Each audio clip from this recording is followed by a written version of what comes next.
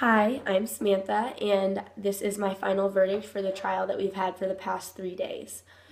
Based on the trial, I am charging Bigger with involuntary manslaughter, which is a person who unintentionally kills an individual without lawful justification.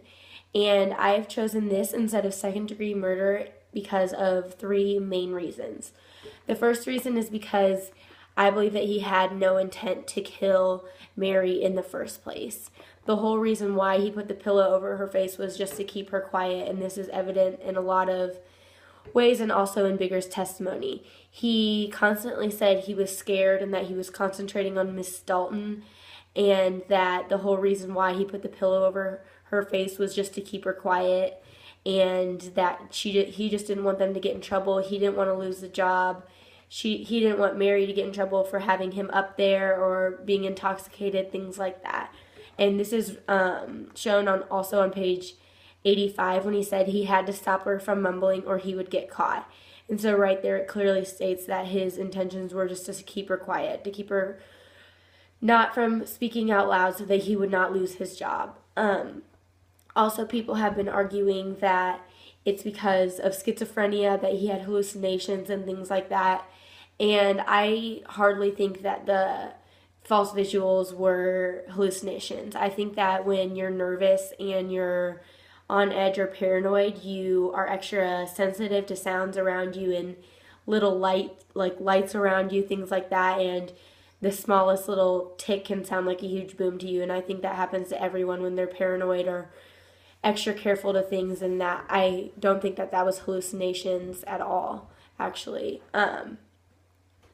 And another reason why I think that he had absolutely no intent to kill her is stated on page 87 when he says he bent over and moved his head with his hand and found that she was relaxed and limp. And I think the word when he says he found that she was relaxed and limp shows that he had no previous knowledge that she was dead before. And I don't understand how you could kill someone or have intentions of killing someone and then find out later, oh my gosh, I killed them. I think that was completely unintentional, and it is really shown in that sentence as well.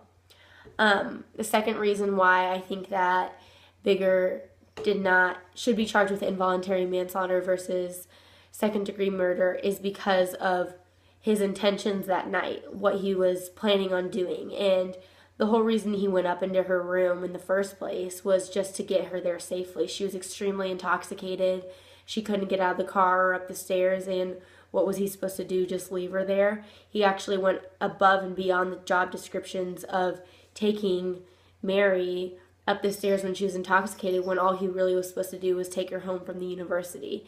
So he took those risks into his own hands to get her up there safely and help her into her bed. And that's when Miss Dalton walked in and he had to take extraordinary measures. But I think that his main intentions the entire time were just to get her safely because he didn't want to upset Mr. Dalton. He wanted to complete the job and get her where she needed to be safely. And if it wasn't for him, she would have probably been just passed out in the car left there because there was no way she was getting up into her room without him.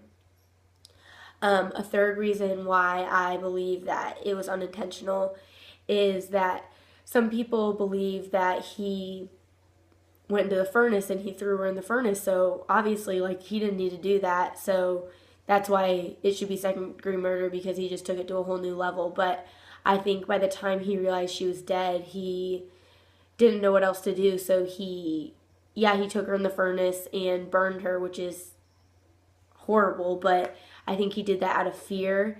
And I think a lot of the fear that he had once Mary was dead was because of the social pressures and rankings during this time, and that he felt like that's what he had to do. I don't think it was what he wanted to do or what he intended on doing, but I feel like the pressures and the fear and what was going on during that time was what convinced him or pushed him into doing that. So concluding, I think that he should be charged with involuntary manslaughter. I think that he had no intent on killing her and that his intentions were just to get her home safely, except the circumstances changed what ended up happening. Thank you.